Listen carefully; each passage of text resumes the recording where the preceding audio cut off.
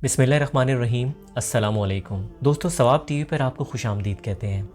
जैसा कि हमने आपको लास्ट वीडियो में आप सल्लल्लाहु अलैहि वसल्लम की पैदाइश से पहले के मशहूर वाक़यात का जिक्र किया था, जिसमें आपके दादा अब्दुल मुत्तलिब ने कैसे जमज़म का कुआं दोबारा दरियाफ़्त किया और आपके वालिद की कुर्बानी कैसे मौखर हुई।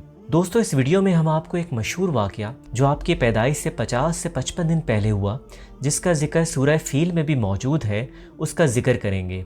यह अरबों की तारीख़ का बहुत बड़ा वाक़या है, जिसमें अल्लाह ने अपने घर की खुद हिफाजत की और इब्राहा जो 60,000 का लश्कर लेके खाना काबा को गिराने आया था, उसका क्या अंजाम हुआ। दोस्तों, उस ज़माने में यमन हबशा के ज़ेरे नगी था और इब्राहा हबशा के बादशाह की तरफ से यमन का गवर्नर मुकर्रर था। यमन का इलाका बहुत खुशहाल था, यहाँ किसी चीज़ की कोई कमी नहीं थी। इब्राहा ने सोचा कि लोग खाना काबा की ज़ियारत को दूर दूर से आते हैं, जबकि वो एक आम सा कमरा है जिसकी कोई जीनत नहीं है। क्यों ना यमन में एक ऐसा घर बनाया जाए जो देखने में बहुत खूबसूरत हो और उसको खाना काबा का नाम दिया जाए, ताकि लोग मक्का जाने की बजाय यमन की तरफ आएँ और यमन मज़हब का भी मरकज़ बन जाए। इब्राहा ने घर की तामीर शुरू कर दी और जब उसकी तामीर मुकम्मल हो गई तो सब तरफ ये खबर फैल गई कि एक दूसरा खाना काबा यमन में बनाया गया है। ये खबर मक्का में भी पहुंची तो लोग बहुत तैश में आ गए।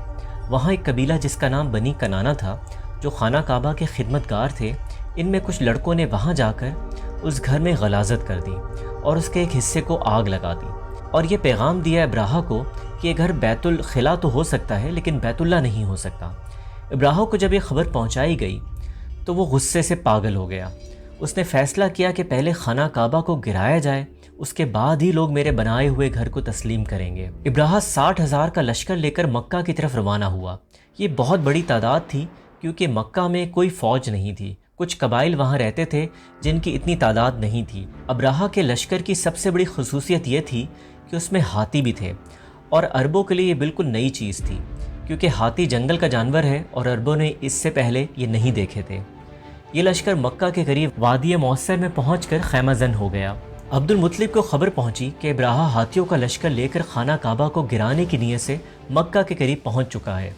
उन्होंने अपने कबीले से कहा कि मक्का खाली कर दिया जाए और आसपास की वादियों में आर्जी ठिकाना बनाया जाए। बैतुल्ला अल्लाह का घर है, वो इसकी हिफाजत खुद करेंगे। इसी दौरान इब्राहा के सिपाहियों ने आसपास जो ऊँट नज़र आए वो पकड़ लिए। उसमें कुछ ऊँट अब्दुल मुत्तलिब के भी थे। अब्दुल मुत्तलिब को जब इत्तला मिली कि इब्राहा के सिपाहियों ने ऊँट पकड़ लिए हैं, तो वो इब्राहा से मिलने आए। इब्राहा आपकी वजाहत और शख्सियत से बहुत मुतासिर हुआ। वो अपने खैमे से बाहर निकल कर आपके इस्तकबाल को आया और आने का मकसद पूछा। उसने सोचा कि ये इसलिए तशरीफ़ लाए हैं कि इल्तिजा करेंगे कि खाना काबा पर हमला ना किया जाए, लेकिन आपने इब्राहा से कहा कि आपके फ़ौजियों ने मेरे ऊँट पकड़ लिए हैं, मैं अपने ऊँट वापस लेने आया हूँ। इब्राहा ने कहा, मैं हैरान हूँ कि आपको मेरे इरादों का नहीं पता कि मैं आपके खाना काबा को ख़त्म करने आया हूँ और आपको अपने ऊँटों की फ़िक्र है। अब्दुल मुत्तलिब ने कहा, अन्ना रब्बुल इबल, यानी मैं ऊँटों का मालिक हूँ। वलिल बैत रब्बुन, यानी ये जो बैत है इसका अपना मालिक है, मैं इसका मालिक नहीं हूँ। जिसका ये घर है वो अपने घर की हिफाजत करना जानता है। और उन्होंने अपने ऊँट लिए और वहाँ से वापस आ गए। इब्राहा ने जब अपना लश्कर खाना काबा की तरफ बढ़ाया और जब ऐसे मकाम पर पहुँचा जहाँ अल्लाह ने अपने हिफाजती हिसार कायम कर रखा है, वहाँ से आगे हाथियों ने चलने से इनकार कर दिया। हाथी बानों ने बहुत कोशिश की, लेकिन वो अपनी जगह से ना हिले। इसी दौरान आसमान से अबाबील का गौल नमूदार हुआ। हर अबाबील के पास 3 पत्थर थे, जिसमें 2 पंजों में और एक उनकी चोंच में था। वो गौल जब लश्कर के ऊपर पहुँचा तो परिंदों ने कंकर छोड़ दिए और वो कंकर जिस इंसान के सर पर लगता वो उसके पाँव से निकलता और वो इंसान वहीं कीमे का ढेर बन जाता। इसी तरह जिस हाथी को लगा वो उसी पल वहीं भस्म हो जाता। कुरान में इसका जिक्र इस तरह मौजूद है का अस्फ़िम माक़ूल, यानी खाया हुआ चारा, यानी इन हाथियों और लश्कर वालों की हालत ऐसे हो गई जैसे खाया हुआ चारा होता है। दोस्तों, इस वाक़ये का मुकम्मल जिक्र सूरह फील में अल्लाह ने बयान किया है। ये वाक़या हज़ूर सल्लल्लाहु अलैहि वसल्लम की पैदाइश से 50 से 55 दिन पहले का है। जैसा कि पहले जिक्र हुआ था कि आपके वालिद का मदीने में इंतकाल हो गया था, जबकि आपकी सिर्फ उम्र 25 बरस की थी और आप सल्लल्लाहु अलैहि वसल्लम की पैदाइश नहीं हुई थी। दोस्तों, आखिरकार वो दिन आ गया जो इस दुनिया का सबसे तारीख़ी दिन है, जब आपकी पैदाइश हुई। अक्सरियत की राय यही है कि वो महीना रबीउल अव्वल का था, लेकिन पैदाइश के दिन पर मुख्तलिफ आरा मौजूद हैं।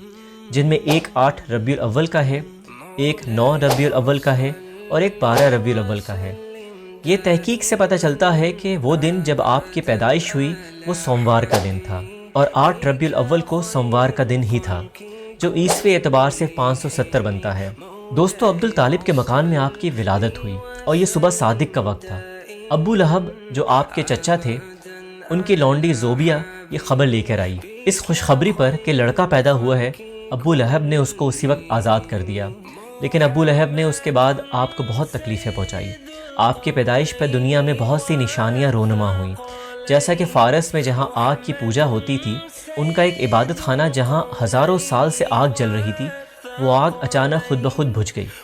اس کے علاوہ کسریٰ کے محل کے ستون گر گئے۔ عبد المطلب جو آپ کے دادا تھے، ان کو اپنے بیٹے عبداللہ سے بہت محبت تھی، اسی لیے ان کو آپ کی اولاد کا بہت انتظار تھا۔ جب آپ کی پیدائش ہوئی تو آپ حضور صلی اللہ علیہ وسلم کو اسی وقت لے کر کعبے کی طرف روانہ ہو گئے۔ آپ کو خانہ کعبہ کے دروازے کی چوکھٹ پر رکھا اور وہاں آپ کے لیے دعا کی، اور وہیں آپ کا نام محمد صلی اللہ علیہ وآلہ وسلم تجویز کیا، جو عربوں میں ایک الگ نام تھا۔ یہاں آپ نے لوگوں سے کہا کہ یہ نام اس لیے رکھا ہے کہ یہ لوگوں کے لیے ان کی بھلائی اور تعریفوں کے قابل ہوگا۔ ان کے دل میں یہ خیال یقیناً اللہ تعالیٰ نے ڈالا تھا، کیونکہ یہ نام اللہ کا پسندیدہ نام تھا۔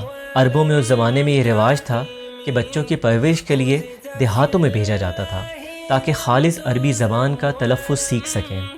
حلیمہ سعدیہ جو بنو سعد قبیلے سے تھیں، ان کا آپ کو پرورش کے لیے لے کے جانا بہت دلچسپ واقعہ ہے جو حلیمہ سعدیہ نے خود بیان کیا ہے۔ اس کا انشاءاللہ ذکر ہم اگلی ویڈیو میں کریں گے۔ اپنے اور ارد گرد کے لوگوں کا خیال رکھیے گا۔ اللہ حافظ۔